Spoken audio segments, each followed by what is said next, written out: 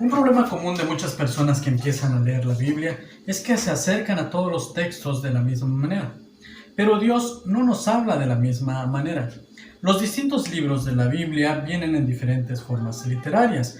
Hoy vamos a comenzar estudiando el Pentateuco, o sea, los primeros 5 libros de la Biblia. Está compuesto por narraciones y leyes. En el pueblo judío, estos 5 libros son conocidos como Torá o la ley. Se considera que Moisés es el autor o por lo menos la fuente de casi todos los acontecimientos recordados en estos libros. Génesis nos enseña la creación de un mundo bueno y perfecto por Dios. También nos relata la caída del hombre en pecado y todos sus resultados y consecuencias. Segundo, Génesis nos revela el plan de Dios para la salvación de todo el mundo. Un plan que comienza con un hombre y una familia. La historia del pecado no termina con la maldición de Dios en el 3er capítulo del libro de Génesis. En el capítulo 12 se inicia la gran historia de nuestra salvación. Dios en su gracia elige a un hombre y a una familia para volver a bendecir y salvar a todo el mundo. El corazón de este plan de salvación es el pacto entre Dios y Abraham. El libro de Génesis nos recuerda que Dios está en control de todo lo que sucede. Aunque el mundo parece estar fuera de control, Génesis nos asegura que todo está en las manos de Dios. El libro de Éxodo, establecimiento de un pacto. En el libro de Éxodo, nosotros vemos cómo el plan de la salvación elaborado en el libro de Génesis llega a realizarse. Encontramos a los hijos de Israel bajo el cruel yugo de esclavitud en Egipto. Ellos claman a Dios y Dios escucha su clamor. Dios envía a su siervo Moisés y así comienza una de las historias más conmovedoras de la Biblia. Se puede dividir el libro de Éxodo en 3 partes. El orden de estos acontecimientos es interesante y muy importante. Dios salva, Dios ordena y organiza, y Dios establece las provisiones para su adoración. La Pascua. Todo lo que vemos en los primeros capítulos del libro de Éxodo son los preparativos para la liberación del pueblo de Dios. En el capítulo 12, Dios provee para su pueblo una ceremonia gráfica, por la cual ellos siempre podrían recordar y celebrar su salvación. Y esta ceremonia no solamente contiene unos recuerdos del pasado, sino guarda también la semilla de una promesa venidera.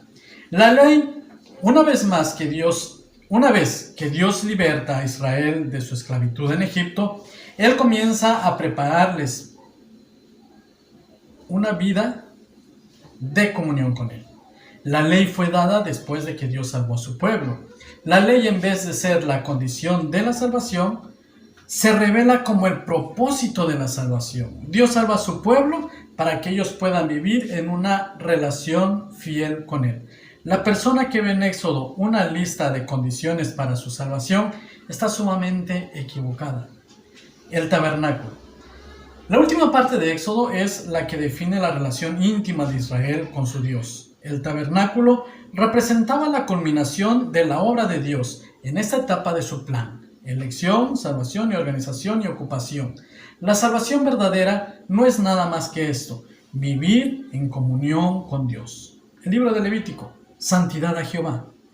¿Qué es la primera cosa que piensa usted cuando aparecen en su puerta algunas visitas inesperadas?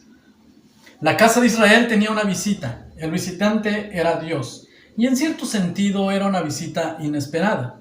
Ellos tenían sus promesas, que Él iba a ser su Dios y que ellos iban a ser su pueblo. Pero ellos no podían imaginar la forma en que tomaría lugar esa visita. Su experiencia con otros dioses no era adecuado para prepararles para esta visita. En el libro de Levítico, el mismo Señor les explica cómo ellos han de recibirlo. Indiscutiblemente, el tema de Levítico es la santidad.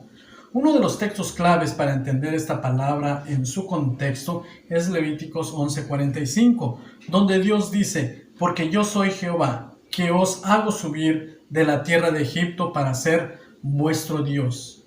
Seréis pues santos, porque yo soy santo. Aquí nosotros podemos ver que la base de la santidad tiene dos partes. Primero, el origen de toda santidad es la santidad de Dios. El pueblo de Dios es santo porque Dios es santo. Seréis pues santos, porque yo soy santo, dice la Escritura. La santidad de su pueblo proviene de él. Segundo, santidad significa ser apartado. Como dice nuestro texto, porque yo soy Jehová, que os hago subir de la tierra de Egipto para ser vuestro Dios. En el hecho de sacar o apartar a su pueblo, Dios le hace santo. Una buena parte de la función de las leyes y los sacrificios del libro de Levítico tenía que ver con la identidad de Israel como pueblo sacado y apartado. El libro de Números, un viaje espiritual. El cuarto libro de Moisés lleva el título de Números, por el censo que se tomó en la preparación para su salida del libro del monte Sinaí. En este libro, el pueblo comienza a andar. De todos los libros del Pentateuco, el libro de Números es el que tiene más movimiento. Lamentablemente, no todo movimiento es bueno. En el libro de Números, el pueblo de Israel pasa la mayoría de su tiempo echándose para atrás. Dios casi de una vez los lleva a la frontera de la tierra prometida, pero ellos, por la falta de fe y la confianza en su Dios, se rebelan y como consecuencia de su rebelión pasan los próximos 40 años andando en el desierto. De que este es un viaje espiritual, no cabe duda ninguna, pero es un viaje no es un viaje de grandes bendiciones, es un viaje principalmente de castigo y nos deja ver cómo Dios responde a la rebelión de su pueblo. El libro de Deuteronomio. Moisés predica. En el libro de Deuteronomio, Moisés termina su ministerio con una serie de 3 discursos. En el primero de sus 3 mensajes, Moisés les cuenta al pueblo de Israel las grandes obras de Dios desde que salieron de Egipto hasta la llegada a los campos de Moab. Moisés 48 habla también de la rebelión y del pecado de Israel. En su primer mensaje, Moisés hizo que su pueblo mirara hacia atrás. Él quería que Israel contemplara su pasado y la manera en que la mano poderosa de Dios los había llevado hasta este punto. Ahora, en el segundo mensaje, Moisés dirige la vista de Israel hacia el futuro. Habiendo visto el fundamento del plan de Dios, ahora Moisés comparte una visión del cumplimiento del dicho plan.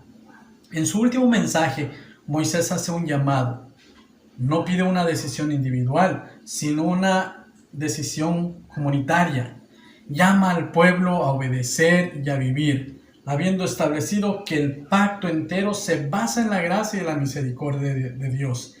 Llama al pueblo a estar en esta gracia, una vida ordenada y protegida por la ley y a vivir. Moisés explica también cómo Dios castigaría al pueblo en caso de que no le obedezcan. Pero este castigo y esta maldición, tanto como también la bendición, es parte de este pacto de amor, como decía el autor de Hebreos, porque el Señor al que ama disciplina y azota a todo el que recibe por hijo.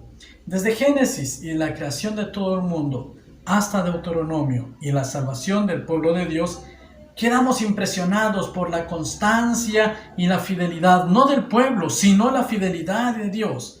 Ya hemos visto que desde el principio hasta el fin, Dios es el mismo, en el cual no hay mudanza ni sombra de variación.